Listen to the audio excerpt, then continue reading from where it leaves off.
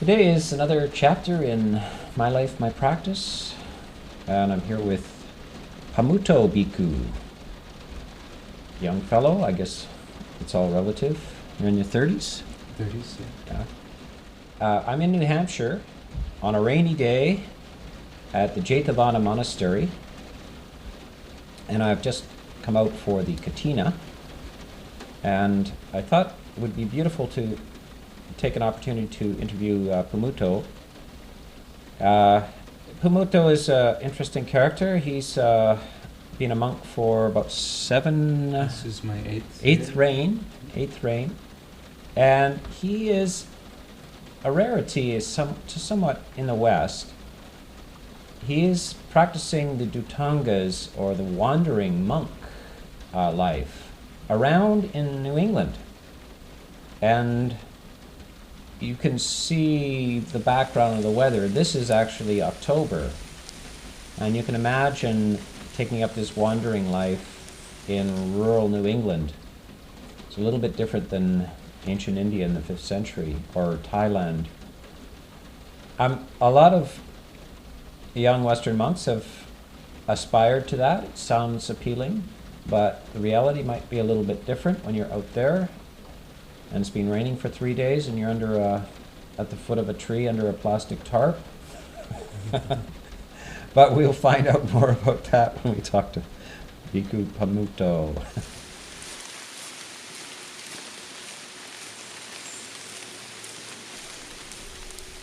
Let's talk about what you were before you were a monk, and this is more or less a classic American experience. I'm Canadian, and it doesn't happen so much, but the American military. So you were a soldier in the American military. Yes. And when did you join? It was 2003. It was. You were how old? I was 18 or 19 at the time. I was pretty much in a gap after high school, and realizing I was really on this threshold. If I moved out into the world and I got a significant other, a girlfriend, I got a car, I got a house, I would suddenly have liabilities that would require constant employment.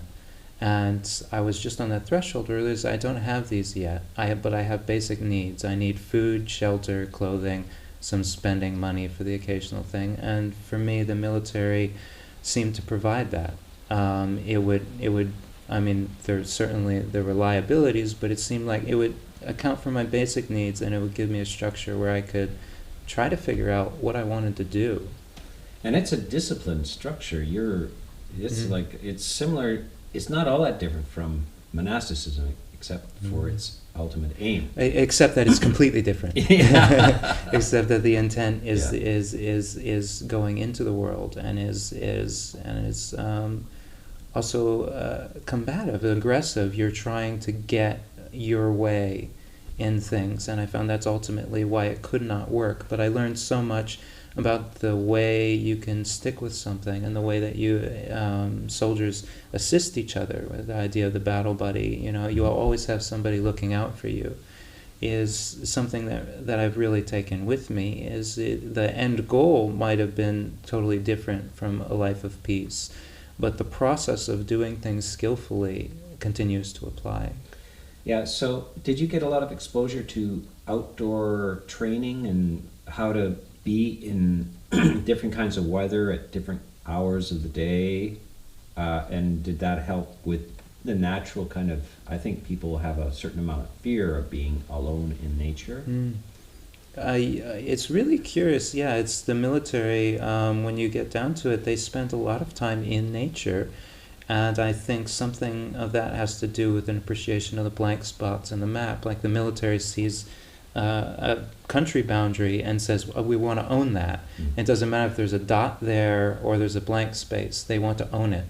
And so they're sending soldiers into this blank spot. And you spend a lot of time in nature. You spend a lot of time eating food out of cans or bags. You spend a lot of time just waiting. And that certainly had an effect on me. Like I had a sense that I could, if I have the proper gear, I can go pretty much anywhere and just wait for instructions. And that does come a bit into monasticism, but again, the intent was not there, and that filters down. So the intent in the military is you're going out with the proper gear and wait for instructions. There's not a lot of going out and being satisfied with your experience. And in monasticism, that's what we end up doing, is we end up saying, I will be the most satisfied if I can be on the other side of this glass and not suffer. And that takes a lot of, that's something you have to build up gradually. You can't just throw that in your pack and march off. You have to learn that. And then you left the military. Was that was it a mutual decision? The military left you, and you left the military. Yeah. Or did they throw you out? it was mutual to a point. I think we agreed that I would no longer fit. There was a turning point where I understood I was ultimately the one responsible for my actions. And when this came up, I just had a very clear sense of the 5 precepts as the Buddha described them, that if I kill, I am responsible for the karma of that action. I will get an unpleasant result. And I really felt myself sort of teetering over a lifestyle that would be completely unwholesome. And I pulled back. I said, I cannot do that. And eventually the military agreed. It's like, well, then you shouldn't be here.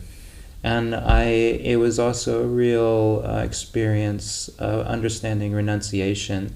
If I had been attached to my vet status, if I had been attached to college money, if I had been attached to the security of a paycheck, or even the good name of somebody who had fulfilled a contract until the government decided I had fully fulfilled it, which takes longer and longer these days when there's active conflict. If I had been attached to that, I could not have gotten out. But there was a point where I said, no, my spiritual welfare is the most important thing, is the project of my life. I have to be ready to let anything go. And when I told them I was willing to sacrifice it, I was willing, if there was jail time necessary for me to get out, then that was my responsibility. I signed the contract, I took responsibility. And as soon as I made that decision, I was out almost immediately. They just said, oh, well, then there's no reason for you to be here. And I was on my feet with a bit of pocket money and the freedom to explore. Then I had said, I'm all in on this spiritual project, and they said, okay, go do it. And then I was there. I was on the other side of the glass with a backpack, and it began. Right. So you then went straight to the monastic life. You encountered monastic life where? In a book? Where did you encounter the idea of Buddhist monks? At first, I had no idea what I was pursuing. And I think that's ultimately why I've become a Buddhist monk, is because the Buddhist teaching makes it clear our human state, the human conditions, what can be done by one who is seeking a way out of suffering. But I didn't have that at first. I had no basis I didn't realize Buddhism was being practiced. I had a basic idea of it that I had heard second and third hand from history teachers or social studies teachers. So what I really went out seeking was the precepts. I went out seeking a moral life, and I said that's got to be the basis, because I've seen what an immoral life will do. I was getting more angry, more depressed, and more sunk in worldly concerns. So I went out seeking a moral life, and it took me backpacking across Asia for 6 months, looking in different countries. And there were many things that called out to me on that trip and said, this is the way, this is the goal, this is the spiritual, the highest spiritual pursuit. But when I came to Thailand, a Buddhist country, I saw something that didn't cry out and said, this is it, this is the way. I saw something very quiet. I saw people living a moral life and not expecting any recognition, not expecting any return, just doing it because it was good for goodness sake. And to see, to walk by a temple early in the morning in Bangkok, and suddenly 15 monks come out of the temple on their alms round. and understand there's a monastery on the other side of a wall, and you hadn't heard anything. Mm-hmm. You didn't hear people. You didn't hear cats and dogs. You didn't hear the clatter of dishes. There were 20 human beings living peacefully and quietly and harmoniously on the other side of that wall, and they just come out in front of me. I couldn't ignore that was a sign I was looking for of a way to lead a peaceful life. Yeah, the sound of silence. Yes, it was deafening. I couldn't. Yeah, fabulous. So you made your way eventually to California. Well, that was where you ordained at Abhayagiri Monastery. Abhayagiri. And when you came in there, did that remind you of a military base in any way? Uniforms. It's there. You could say there are a lot of similarities.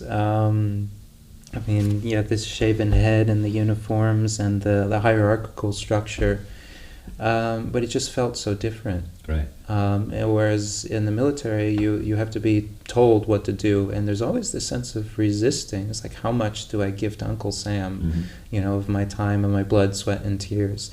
And it's always this patriotic duty. But in the monastery, nobody makes you go.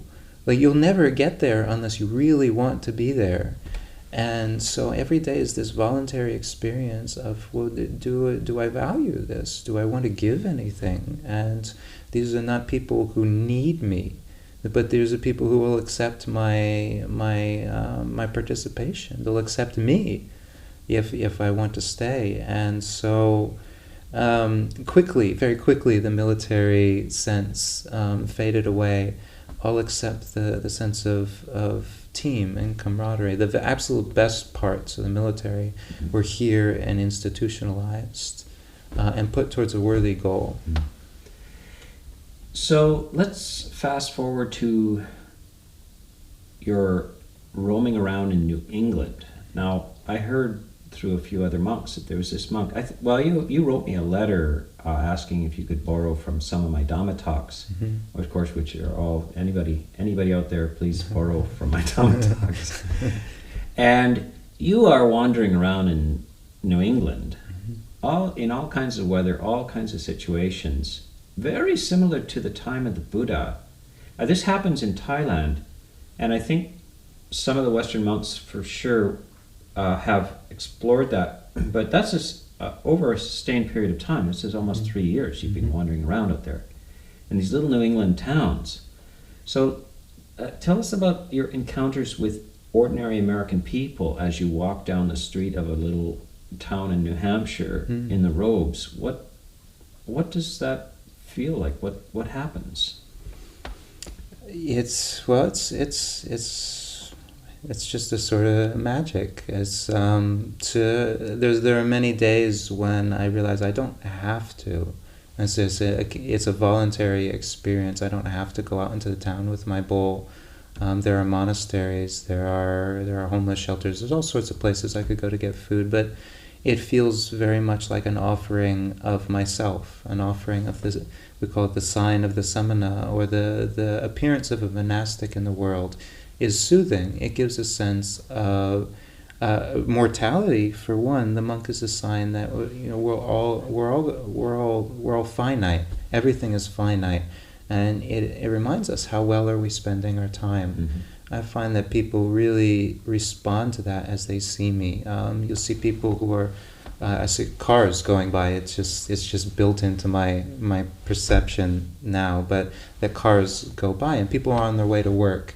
And I have a lot of compassion, because if there isn't that sign of the samana, they would go from point A, their home, to point B, their work, and the time in between is wasted. It's merely a commute. But if along the way they happen to see me and I'm walking slowly and mindfully one step to the next, I can turn left, I can turn right, I can go forward, I can answer if somebody beckons me to come closer. I can have a chat on the side of the road for an hour if somebody's in need. That can have an effect on them, an effect that can carry on into their day. So that's really a lot of my interactions with people, is just providing that sense of, I'm here now. You tap in for 5 seconds, hi, good luck on your day at work. Or I can tap in for 5 hours. It's like, oh, okay, this sounds serious. Let's sit down. Let's have a cup of coffee and just talk it through. How can I help? There's kind of two societies out there. There's one mainstream and very conventional, and then there's an alternative society which has been around since, well, probably it's a factor of American culture, but it manifested in the 60s as hippies and so forth. Mm-hmm. Do you encounter people who are on the alternative side that are looking at you and saying, "Now what's this?" and far out, man. Yeah. And versus mainstream conservative types looking at and wondering, "What's this?" Mm-hmm. You feel a difference between these two cultures? I do. Yeah. I do, and I think they're there. It's very nice to recognize that we still that we have that, and that they seem like two cultures, but actually that's one culture, and that the two complement each other. So what I began to realize is in Asia, they have this sense that the hairy hermit up on top of the mountain, he's the one you can go to with really important questions about life and everything, because he has nothing to lose by giving you a straight answer. He has nothing invested. He's not trying to sell you anything. If you go up to him and ask him about life, death, birth, aging, suffering, all that, he'll just tell you straight out, do this, do that, it's up to you. And in Asia, they really value that. The king will go out of his way to visit a monastery. The emperors will listen to the sages. There's a sense that this person who's at the fringe of society has a valuable perspective, and that informs society. And this is why they take care of their monastics. And in the West, we still have this sort of counterculture, where we have hobos, we have homeless people, we have surfers, and people who do drugs. We have this whole fringe part of society is informing society. It's giving a valuable perspective when it's done with intention, and they're providing a perspective that you think in mainstream culture that you need this to be happy. But look at me. I have none of that, and I am happy too. Do you find a lot of curiosity on the part of the fringe culture about your lifestyle and your values? Yes, because as I said, we haven't really had the appreciation in our culture. So in Western culture, there's been a lot of pushing away the fringe element. They can't make it in society. We don't want these influences. But when they see a monastic, they can see that there was a reason for that. It's because homeless people or hermits or sages, philosophers, they weren't providing something. They weren't reputable. They weren't somebody you could rely on, or you could go to for a serious answer, because they weren't cultivating anything. Mm-hmm. But in the monastic, people see that this is somebody who's respectable. This is somebody who's given up a lot to do this. This is somebody who is very energetic and very interested, who's thinking about important themes in our life.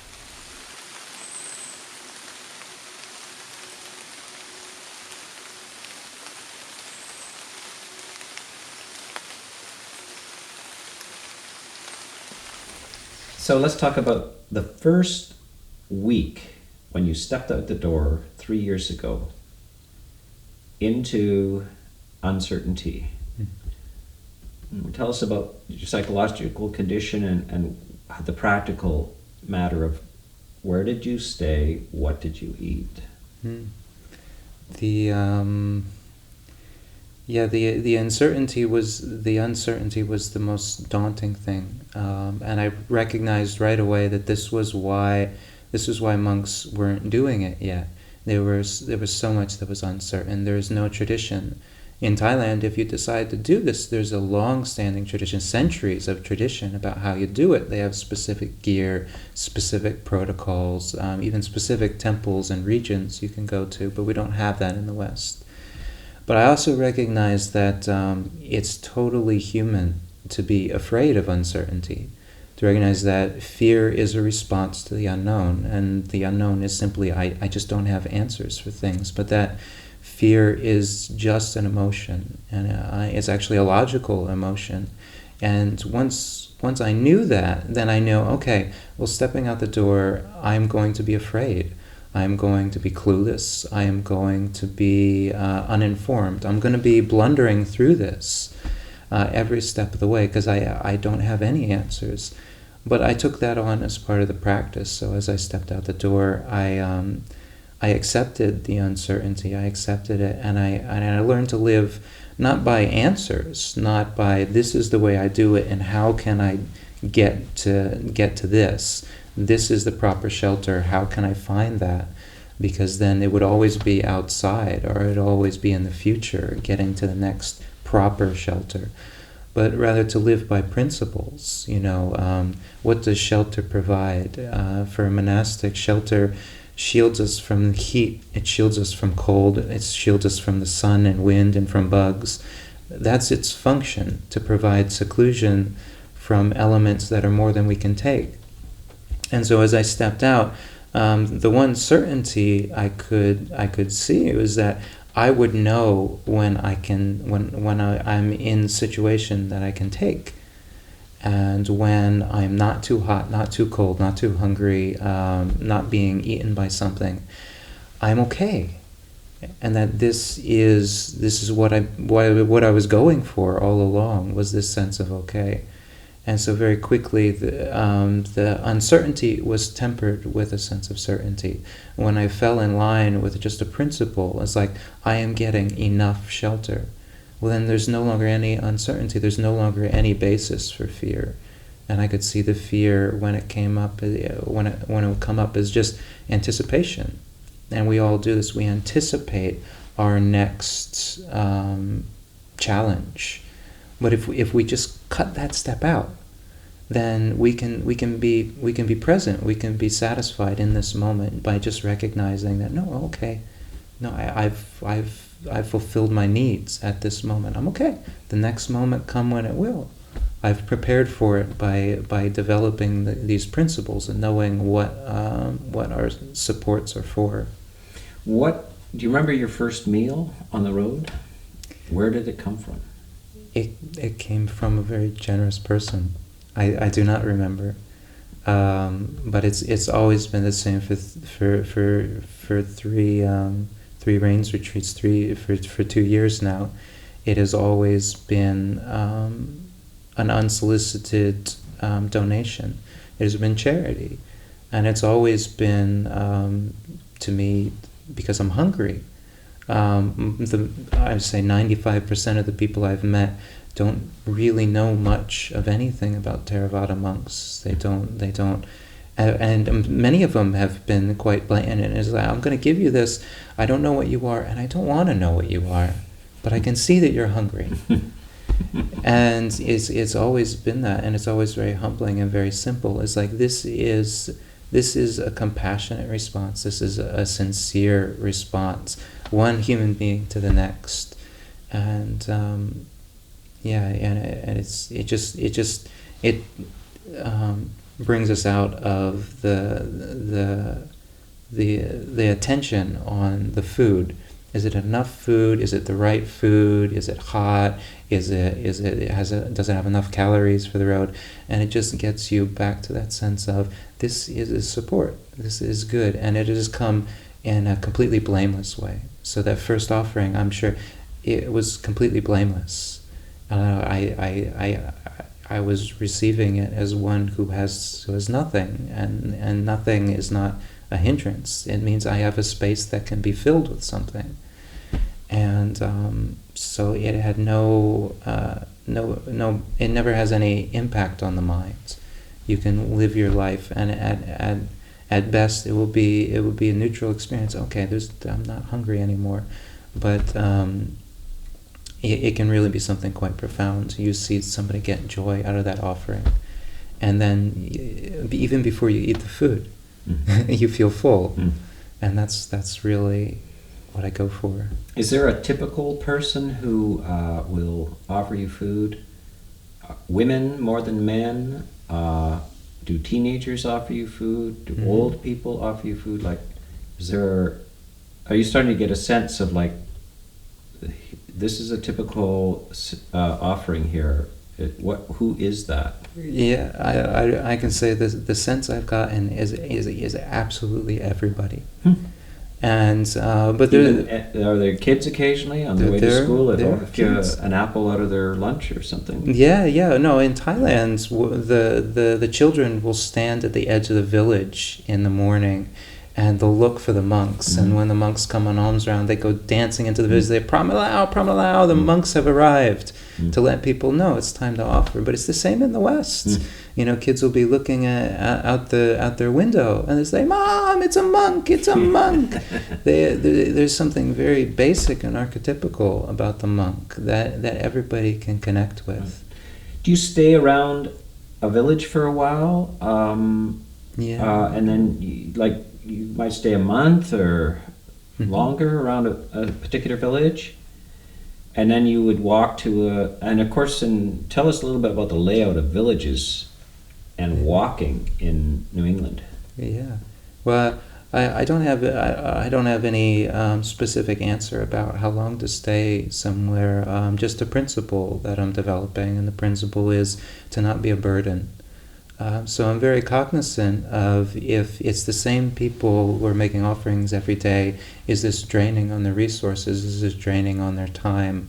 Or can I just move through the town every day, and different people are approaching me, different people offering things when they have a chance, and the whole village is supporting me as opposed to just a few people. And so that's the principle.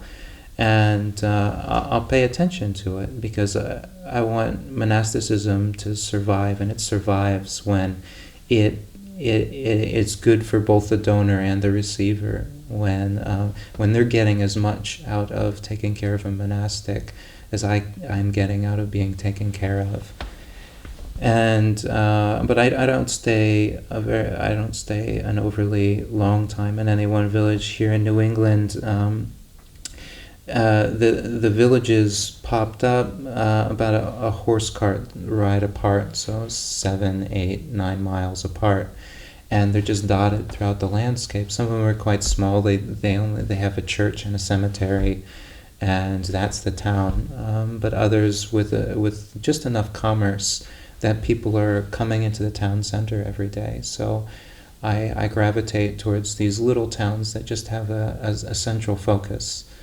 Because I can go in, and without any planning, without any preparation, without any advance notice, I can just move into the center of town, and I don't have to say anything. I just be there and to be seen, and to trust that there's a principle in the universe that good people want to associate with good people. It's just natural. When you're good, you want to have good friends, because it just increases the goodness.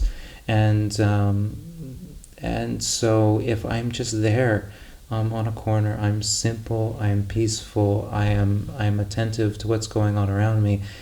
It's very attractive to those who would like to have a conversation, or to have a good interaction, or just be friendly, and that's often all it takes. So I feel that wandering in this part of the country can really just be any day. Am I within range of one of these villages? Does it have a town center?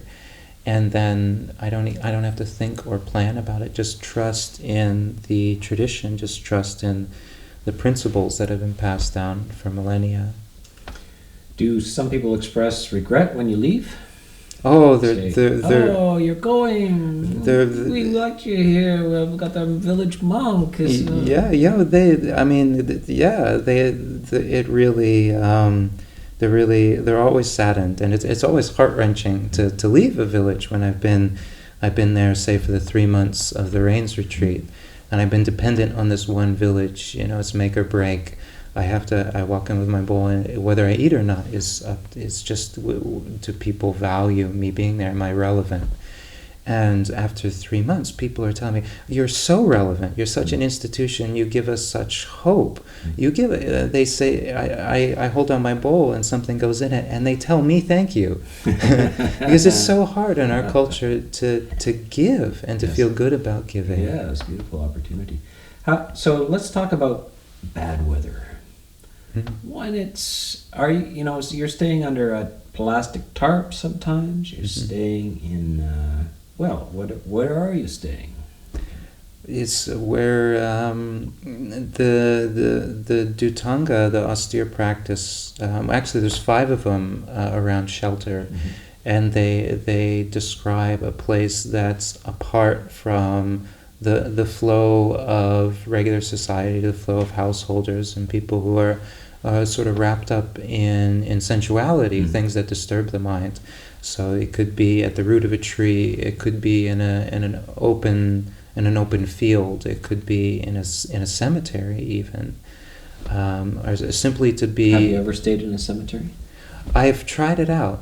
I've tried it out, and the wonderful thing about these principles is, since there's 5 of them for shelter, they're exclusive. Like, to dwell at the root of a tree and to be in a forest, you can do both of those at the same time. But you can't do a cemetery and a forest at the same time, unless the forest has overgrown the cemetery. And so I've tried each of them, and I found that some of them are very helpful for practice.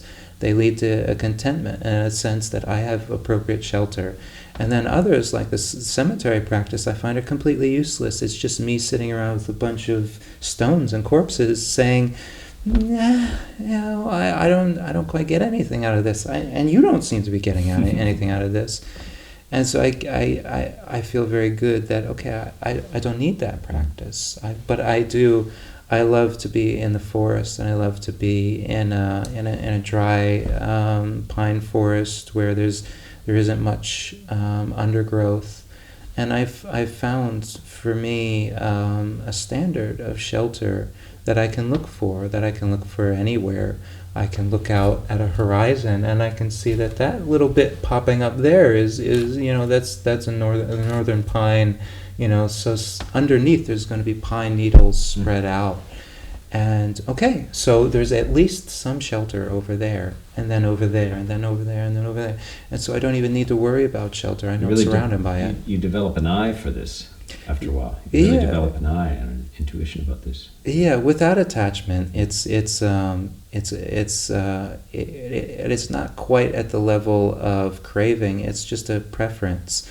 If I were to pitch my shelter in this maple forest, there'd be undergrowth.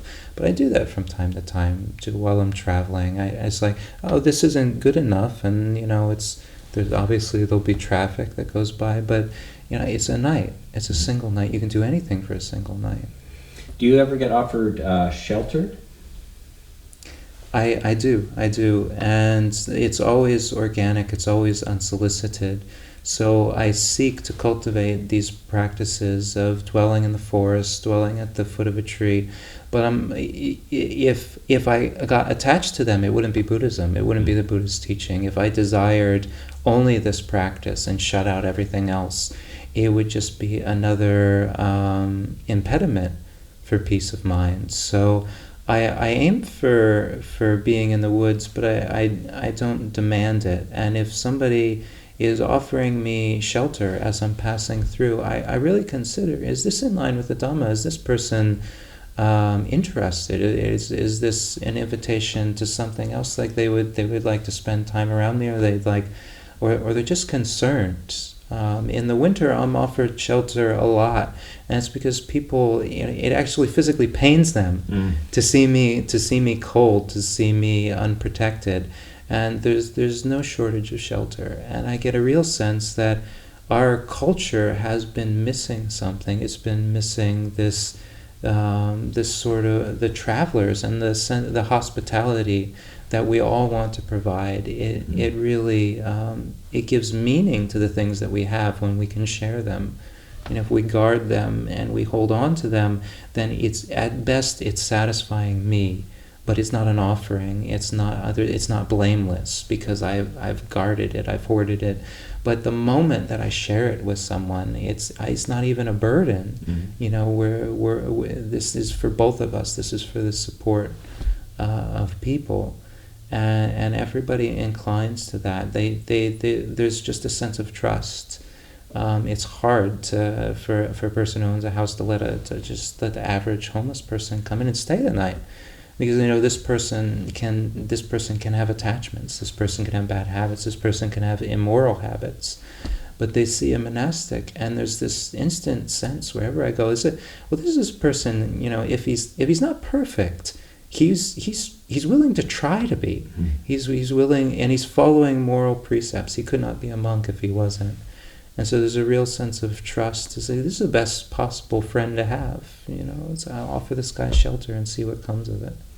What's it like when you get sick? Have you been sick in the last 3 years? I've been almost constantly sick.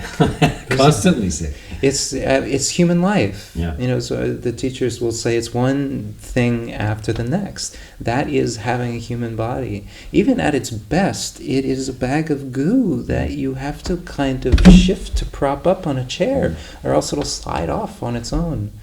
But it's very susceptible to illnesses. But whenever I get too hung up on it, I might come past, bear droppings or something. You catch a look and you see there's maggots, there's half digested food. It's like nothing out in nature is thriving. Nothing out in nature has 100% of the recommended daily value of 78 vitamins, as we're taught to pursue in the Western culture. Things get by, and that is actually quite good. Like survival is enough. Do you ever have to ask for medicine? I have recently. I had to let people know that I picked up Lyme's disease recently, and it's an occupational hazard. But far more often than the times I've had to let people know that this has happened, and is there any medicine around, is that people are offering and they're giving me invitations that I just have nothing to do with. They'll say, if you ever need anything, you come find me, you let me know, I'd be happy to provide it. So when I got Lyme's disease, I simply let these people know. It was like, I've picked this up, I don't quite know what to do. And this is a rural community where people take care of each other, and so there is a real sense of networking. And they said, well, there are these antibiotics. Obviously, you're going to take these, but over the decades, this is where Lyme's disease really was first noticed. They're starting to get a sense of the herbal antidotes as well, and so I was able to just fold in with this natural culture. There's a plant called knotweed that just grows. It's an invasive plant. It grows all over the place, and somebody said, "Oh, well, that's one of the local remedies for this." And he just went out into his garden. He pulled up one that was invading his tomato patch, and we chopped it up. We made a tea. This is what medicine really can be. It's, okay, an ailment has arisen. We know what to do now.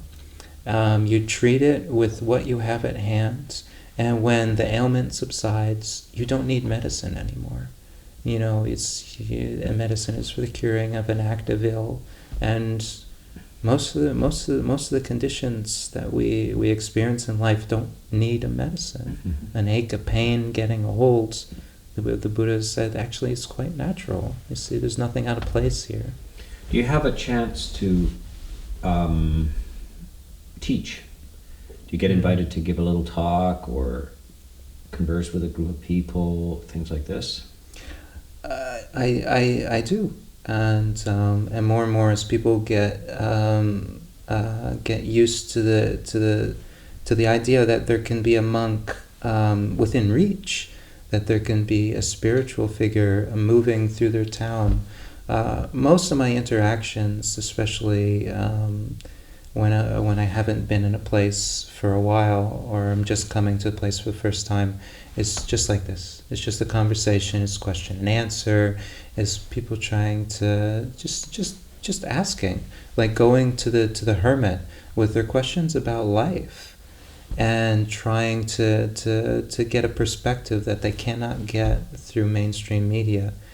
But then over time, people have gotten a sense that monks, because we do this all the time, we develop a sort of a skill, and also that we have these wonderful teachings that are so useful for human life, that are centered around the basic difficulties in human life, and provide really clear guidance and solutions and perspectives on how to get through difficult times.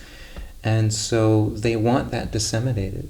This has been missing in our culture. The Buddha's philosophy, the Buddha's approach to life. It helps. It makes it easier, and they would like to hear the Buddha's teaching. In a way, I'm just sort of stewarding it through the generations. For the first year, I sort of categorically said, I am, in my tradition, monks are usually not asked to teach until they're 10 years. That's when we start calling them Ajahn, from the word acharya, which means teacher. Until then, they're still learning. But after the first year, I really got a sense, this is not about making me a guru. This is not about putting me on a pedestal. It's simply because I know the Buddhist teachings. It's simply because I am working with them every single day, and that these teachings are valuable, and people would like to hear them. So I've started to open up to the idea that when there's somebody in front of me who is interested in the Dhamma, that is the most important thing. Not food or shelter or what I'll do tomorrow or where I'll stay the rains retreat. That interaction could be the most important interaction in this person's life, and so then I know I can teach. I can teach because it's coming from compassion. This person is ready, and since it comes from compassion, it's wholesome. There'll be no attachment to it. So I say whatever I can that may be useful, and then I walk away. And it's a very wonderful practice I have, because if I go 10 minutes down the road, I'm anonymous again.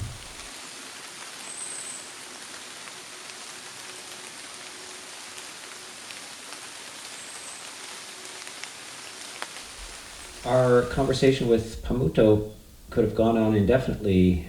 It's a very rich life, and I'm sure that he has found this maybe the richest 3 years of his existence. It keeps getting better. It keeps getting better every day. And it's also very important as a symbolic figure. Many young monks aspire to this idea, and lots of lay people also are inspired by this. So this is an important activity that you're doing. This is one reason why I wanted to interview you.